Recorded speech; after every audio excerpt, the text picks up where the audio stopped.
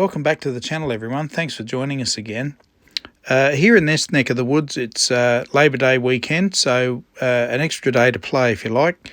And I've spent some time mounting some camera points on the car. This one you can see is near the front axle, so we can either point that forwards or backwards. Then the next one here is sideways at the tyre, and I guess we can point it at either tyre. I really wanted one underneath the car looking backwards, but the tubes are wrong size for my mounts. And here you can see one pointing at the engine. That one actually rotates, probably rotate while we're going along, I suppose. But anyway, there's some of the things I've been doing, playing around with while there's not much happening. Thought I'd do a quick little video on our fuel system, and we'll start with the fuel tank, and that tank holds around 6 gallons or 22 litres in the Aussie lingo. And out of that tank comes a 1.25 inch hose.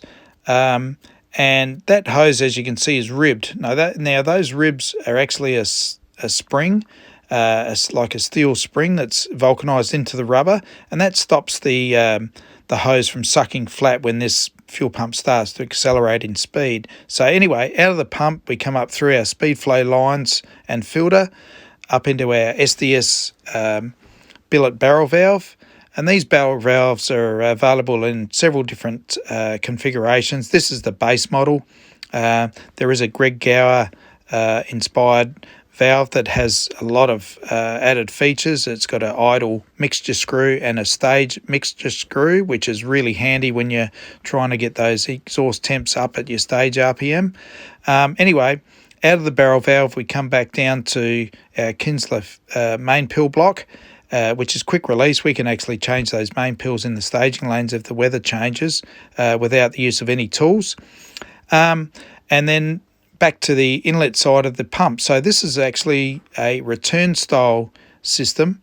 So therefore the pill being in the return controls the amount of fuel goes to the engine. So when you put a smaller pill in this return line, you're actually richening the engine up, which is the opposite to say a Holly jet or whatever, and vice versa. If you want to lean the engine out, you actually put a larger pill in there because you're pumping more fuel back to the inlet side of the pump or returning more fuel. So anyway, here's somewhere you'll see the a little valve that we call a pump sizer or pump loop, whatever you want to call it. So there's a little pill in there as well as a poppet that's set at about 15 pounds, and that returns fuel back to the tank. And what that does, this pump's way too big for what we need. So it reduces the amount of fuel that actually goes through the barrel valve, and it gives the main pill the opportunity to deliver the correct amount of fuel. If we didn't have that there, we'd be way rich. Anyway, out the back of the barrel valve, we go through our Hoffer fuel flow sensor, and then it goes into a distribution block with 4 hoses, and these all spray fuel above the rotors.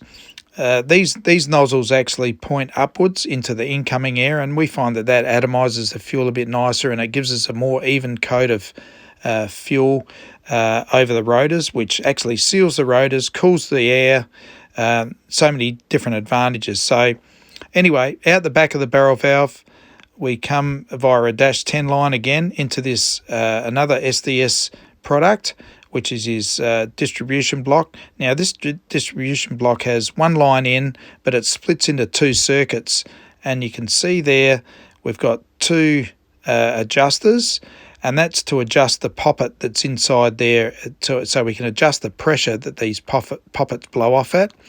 So we've got one poppet that blows off at about 3 to 5 pound, and the second one we're yet to adjust because we'll do that with the engine running, and take one of the lines, one of those small rubber lines off, build the RPM up to 5,500, and we'll adjust that valve until we see fuel coming out that hose, so that we're getting that extra circuit come in just as we drop the clutch and the engine load comes on, and that keeps the engine cool, hopefully, and the exhaust temps in a happier range. And finally, the fuel ends up going through these Davenport nozzles, which then spray the fuel into the runner in a nice fine atomized state. And here you can see the wing struts that Robbie from RMF made us. They need the coating taken off, but we fitted them up. They fitted perfectly, and again, Robbie, thanks very much. You're a star, mate. They just fitted like a glove. This will give you a bit of an idea what I do at night. I'm just trying to make the this toolkit which sits on the roll cage with all the special tools that I've made and hung tools up, so that between round maintenance is easy. And you know, this is what I get up to at night. Sounds very boring, I know, but anyway, it's all needed, and it all makes life easier at the track. Like they say, 95% of the work needs to be done at home, and only 5% of the tinkering gets done at the track. So that's why I like to cross my T's and dot my I's. But anyway, we're about 19 days out from running this thing. I can't wait. It's very exciting. I hope it all goes well, and I really appreciate all of you guys subscribing and watching these shows. Won't be long now, we'll have some action footage for you. Thanks again.